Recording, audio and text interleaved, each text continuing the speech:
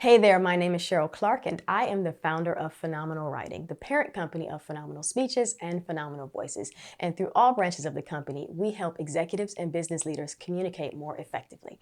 And in this video, I want to talk about props, what they are, and how you can use them to improve and enhance your presentations and speeches, whether it's online for virtual meetings or for in-person events. Now, I did a video on this a few years ago, but I think it's time for an update, time for a refresh, and I've also kind of want to tackle some things that I've seen in other videos that I respectfully disagree with. So let's just jump right in. Let's make it quick. Let's make it fun. Let's talk about props. So I mentioned some videos that I saw recently that really I didn't really agree with. I know where they were trying to go for, but I didn't agree with. And the first thing was saying that a prop is something that you wear, your clothing. I respectfully disagree with this because what you're wearing is not a prop. What you're wearing is, for lack of a better word, a costume. It's your attire. It's your outfit for the day. It's not a prop. A prop is something that you're going to use, hold up, maybe demonstrate to the audience to prove a point. What you're wearing is just your costume. It can enhance what you're doing, but it's not a prop. I've also seen folks say that a prop is your smile. While it's fantastic to smile in your videos and in person and give good energy, that's exactly what your smile is. It's not a prop. It's energy. It's presence. It's you. It's not something that you're using that's tangible outside of yourself. So it's not your clothing to me, and it's not a smile. Both of these things, your clothing and your smile, of course, are very good and very helpful to delivering presentations, but neither one of them are props. I'll tell you what a prop is, however. A prop is something like this. These are some grapes. They're not real. That's why I'm holding them like this. But if, let's say, you're in the healthcare profession and you're talking about the benefits of healthy eating, you can show up some grapes. You can, talk about strawberries, apples, pears, all kinds of stuff like that. And again, I'm kind of doing this because these are fake. They're literally props. But those are examples of props, and props need to be relevant to the conversation that you're having. Depending on what you're doing, some may work and some will not. Like this strawberry is fairly small. This can work on a virtual meeting. This would not work in a ballroom that's, with a capacity of 2,000 people. So to be effective, your props need to be relevant to what you're talking about. The audience needs to be able to see it and see you interact with it for it to work. So that's one example of a prop.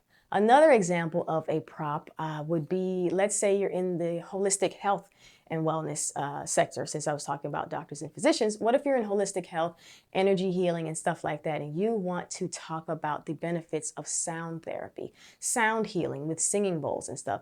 So you may want to literally have one of these, which is a crystal singing bowl. And if the point of your talk is to get people to obviously know what it is, but understand the benefits of using it, you may want to demonstrate it. So first you'll want to say, because my thought would be that you want to get people to relax. So you show them the prop, show them the mallet, explain what this is, and then tell them to take a deep breath and close their eyes. And then you use the prop.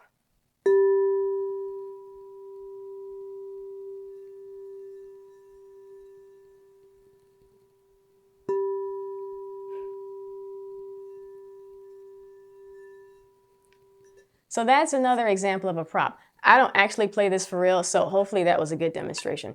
But for someone who is a real practitioner of singing bowls, they would know exactly how to use that in an effective way. But I just did that on the fly to show you how you can use it to conjure a mood and change and make a real demonstration using it. Another example of a prop can be a picture. So for me, I have this photo here, which hopefully you can see. And this is a photo from 9/11. I've had this for more than, 20 years, almost 20 years at this point. And this could be used if telling a story for any, critical time in history or whatever. If you have a memorabilia from that time, something like this can be very helpful. For me, if I'm telling a story about that day, because I was in Lower Manhattan on that day, I could talk about the fear and the shock and the grief and what it was like to be near ground zero on that day. But I could also, bring this out to say that how incredible the first responders were for someone who was there, and how we saw people, regardless of their race, gender, ethnicity, and any of that stuff, come together to help people in that moment. And how it's, here we are, fast forward 2 decades later, and things seem to be so much more individually focused, but there are times, and there will be more times, hopefully it doesn't take a tragedy to do it, that can bring people together regardless of their demographic. So this is another example of a prop. And I want to wrap it up because I said this was going to be a quick video. But before I go, I did mention in the top that I would say how to use, or give you an example of how to use articles of clothing as a prop. So let's just say you are in the entertainment industry. Let's say you're a producer, you do Cirque du Soleil or any kind of circus or any kind of aerial practice or anything in that area, and you want to talk to others in the industry about it. So a prop in that sense, and don't laugh, don't even ask why I have this hat. I don't know, it made sense at the time. Could be to use a hat that is typically associated with show business. Now this, the way I'm using it, is a prop. Would I walk around like this during the daytime? Absolutely not. But in this case, if you want to demonstrate pieces of, how to dress, costume, and blah, blah, blah, this is a prop. This is something you can use for that. Same thing for the steampunk era. You want to show how that can be used or whatever. Again, article of clothing. I haven't even worn this. I think I bought this for something in live theater and it never made it to the stage. So it's just been sitting in a prop closet. So this is an article of clothing used as a prop. And hopefully I don't look too ridiculous wearing it. So that's it for now. This was a very brief video. Hopefully you enjoyed it on what props are, how to use them, several examples of them, when you would use some in a big auditorium versus when you can use them online.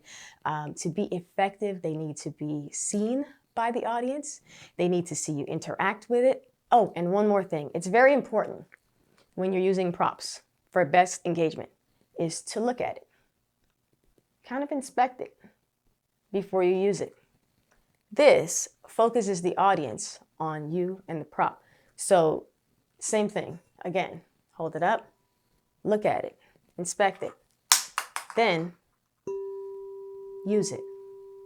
Then say what you have to say and close out that portion of your presentation.